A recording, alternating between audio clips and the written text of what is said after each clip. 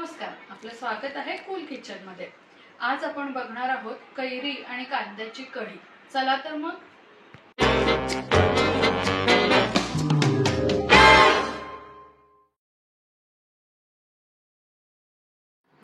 आपण इथे एक पातेलं ठेवलेलं आहे आणि यामध्ये साधारण 1 ते 2 चमचा तेल घातलेलं आहे। आता हे तेल तापलं की आपल्याला पहिल्यांदा फोडणी करून घ्यायची। फोडणीसाठी आपण याच्यात मोहरी, हिंग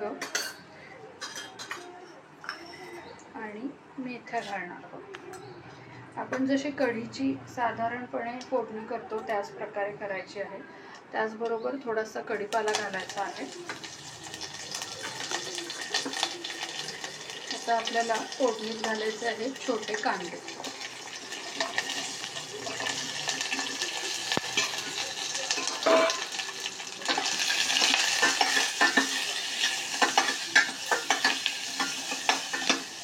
आता मात्र आपल्याला हे कांदे झाकून एक 5 मिनिटं मऊ होईपर्यंत शिजवून घ्यायचे आहेत।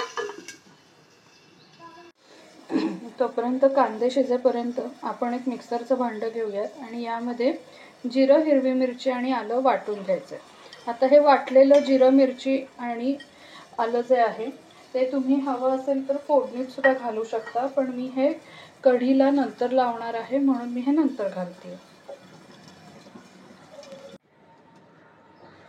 आलं मिरची आपण बारीक करून घेतलेलं आहे। आता यामध्ये आपल्याला घालायचं आहे उकडलेल्या कैरीचा गर। आता आपल्याला जेवढी कैरी आंबट आहे त्यानुसार कमी जास्त करायची आहे।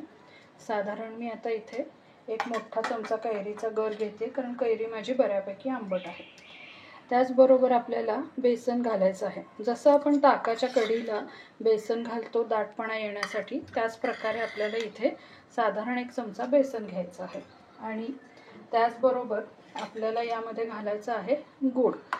जेवढी कैरी आंबट आहे त्यानुसार आपण गूळ ॲडजस्ट करायचा आहे। आता हे सगळं आपण परत एकजीव करून घेऊयात। तुम्ही बघू शकता मी अगदी थोडंसं पाणी घालून हे सगळं एकजीव करून घेतलेलं आहे। आता आपल्याला कांदा शिजला की हे आपल्याला कढीमध्ये घालायचं आहे। साधारण आता 5 मिनिटं झाली आहेत आणि तुम्ही बघू शकता आपला कांदा की थोडासा असा ट्रान्सपरंट झालेला आहे। आता आपल्याला यामध्ये घालायचं आहे कैरीचं मिश्रण।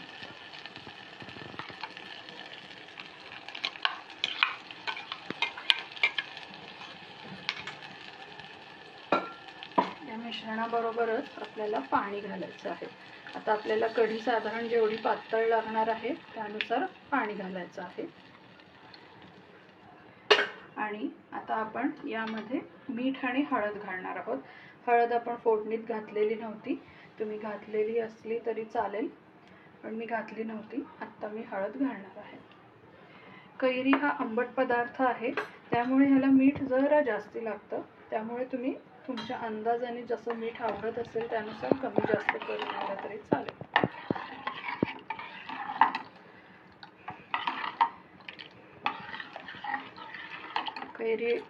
कढी आपली थोडीशी दाट होणार आहे त्यामुळे मी थोडंसं पाणी वाढवते आणि आता आपल्याला याला चांगली एक उकळी येऊ द्यायची आहे।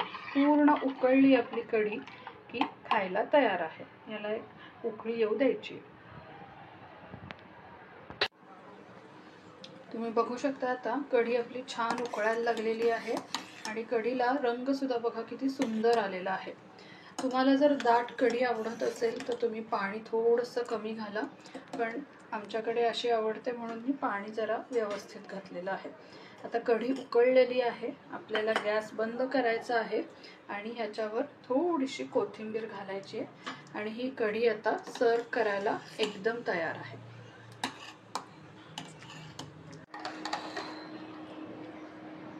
गरमागरम कढी आपली तयार झालेली आहे। आता आपण ती सर्व करून घेऊयात। ही कढी तुम्ही भाकरी, भात कशाबरोबरही खाऊ शकता। गरम गरम फुलक्यांबरोबर ही कढी खूप छान लागते।